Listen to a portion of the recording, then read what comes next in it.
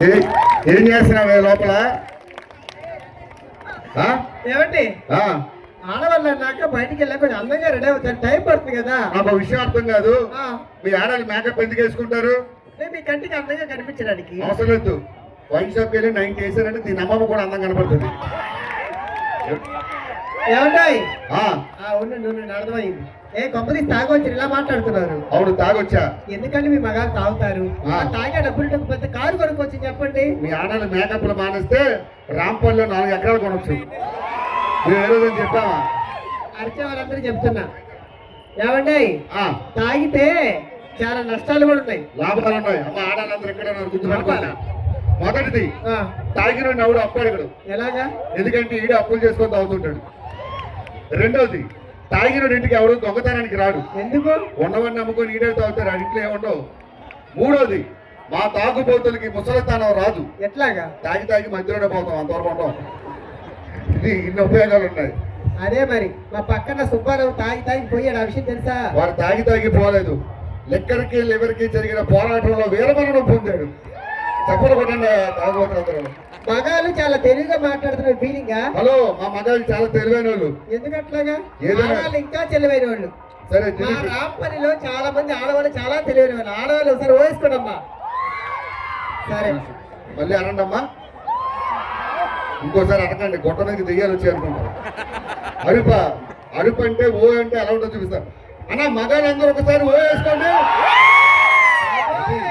అది మీరు అరిచారు.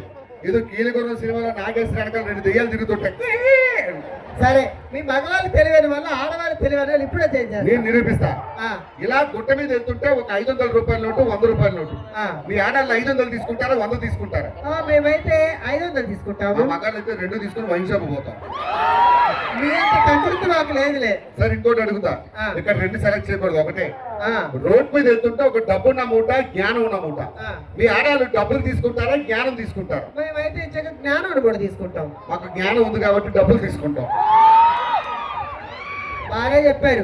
మీకు ఎన్ని రోజులు చెప్పాను, కిటికీకి కట్ట కుట్టించండి, ఆ పక్కింటి అదే పనిగా చూస్తాడు, అది మాత్రం పట్టించుకోరు. కరెక్ట్ గా చూస్తే ఆడి కుట్టించుకుంటాడు. కనీసం బాత్రూమ్ డోర్ పెట్టించండి, ఆ ఎదురుంటి కాశీ తొంగి చూడబోయాడు. కాశీ తొంగి చూడబోయాడు. చూసాడా? చూస్తే చెప్పాను. నువ్వు చంపగల చూస్తే మనోడే చచ్చిపోతాడు. కాదండి, ఏంటండి ఇలా మాట్లాడుతున్నారు? ఎల్లకెల్లగా పుట్టింటికి వెళ్తారు. మా నాన్న నా మీద బెంగ పెట్టుకున్నాడంట. బెంగ పెట్టుకున్నాడంట?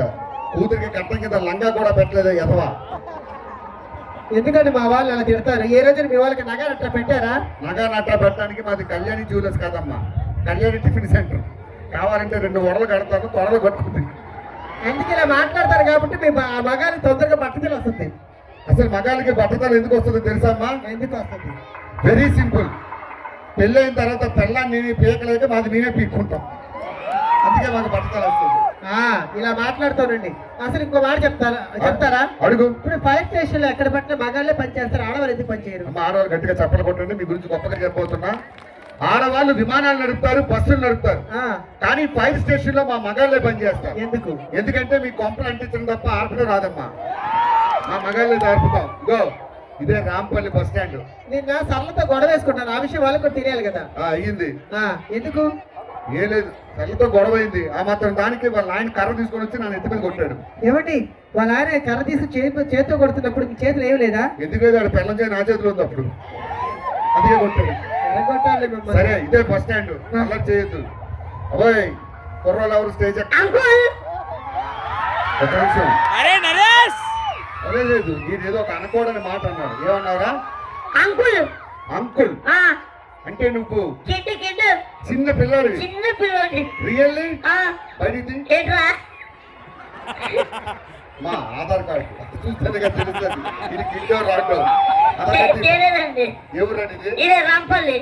ఏం కావాలి నీకు? ఇలా వెళ్తే రాంపల్లి వస్తుందా? ఇలా వెళ్తే రాంపల్లి రాదు, చైనప్పు వస్తుంది. అబ్బా, ఎవరండి చుక్క? నీ అక్క. పేరేంటి? సోనాలి. బిందా? లేదు, సత్తు మీద వస్తుంది. ఏం కావాలరా నీకు? మీ ఆవిడ్ని చూస్తుంటే నాకు కవిత వస్తుంది. మేకప్ తీసిన తర్వాత చూడు, వాసన కూడా రాదు. ఊరుకోండి. సరే చెప్పు. నీ అడుగులో నా అడుగు, నీ కోసం తెచ్చా ఈ గడుగు, నీకేం కావాలో అడుగు. ఏంటి దాన్ని మూతుకు అడుగు. ఏంటి? ఏం కావాలరా నీకు? నేను పెళ్లి చూపులకు వెళ్తున్నా. పెళ్లి చూపులకి వెళ్తున్నావా? ఆయన అడిగితే ఆయనేం చెప్తాను, నేను చెప్తాను. పెళ్లి గారి కుర్రోళ్ళు ఎంతమంది ఉన్నారు ఇక్కడ? అందరూ అయ్యానా?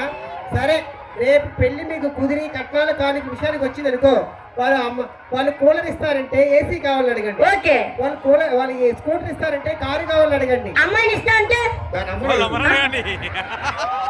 ఏం కావాలి నీకు? మీ ఆవిడ జుట్టు భలే రింగులు ఉంది, ఏం వాడుతుంది? అమ్మా, మన ఊర్లో చాలా మంది ఆడవాళ్ళు జుట్టు ఊడిపోతుందని బాధపడుతున్నారు. మా ఆవిడ లాంటి ఒత్తైన జుట్టు మొన్నటిదాకా ఎంత ఉండేది తెలుసా? కరెంట్ వైర్ మీద కాదు, బట్టలు దీని జడ మీద ఆరేసాం, అంత పొడుగు ఉండేది.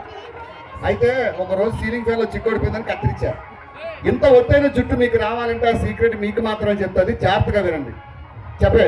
ఏం లేదండి, ఉదయం లేచి షాంపూతో తలస్నానం చేస్తా. మరి మధ్యాహ్నం అయితే తాయిలు పెట్టి మడదనా చేస్తా. మరి రాత్రి విగ్గు తీసి కుక్కని తగిలిస్తుంది. అర్ధరాత్రి 12 గంటలకు నేను పేరు చూస్తా. అది బిగ్గా విగ్గే. ఏయ్! సరే అంకుల్, ఈ అడ్రస్ చెప్పండి, వెళ్ళిపోతా. అత్తగారి ఇల్లు రాంపల్లి. ఆ, అదే రాంపల్లి గుట్ట మీదకి వచ్చినప్పటికే నా తట్టంతా వణికింది. ఆ. ఇక్కడ ఎన్ని ఇల్లులు ఉన్నాయి ఆ. అంటారా చెప్పేది? కాదండి, ఇప్పుడు చార్మినార్ ఎక్కడుంది? హైదరాబాద్. ఆర్కే బీచ్ ఎక్కడుంది? వైజాగ్. ఇవన్నీ తెలిసిన మా అత్తగారి లేదా? రోజు చార్మినార్ కి 1,00,000 మంది వస్తారు. ఆ. మీ అత్త దగ్గరికి. ఏయ్, ఏమంటాయి? అడ్రస్ నా బాగా తెలుసండి. మీ ఆవిడ తెలుసంటే ఒకసారి పంపిస్తారా? మళ్ళీ మావిని పంపిస్తావా? నేను అలాంటి కాదు. అది అలాంటిది తిరిగి రాదు. ఆ. తీసుకో.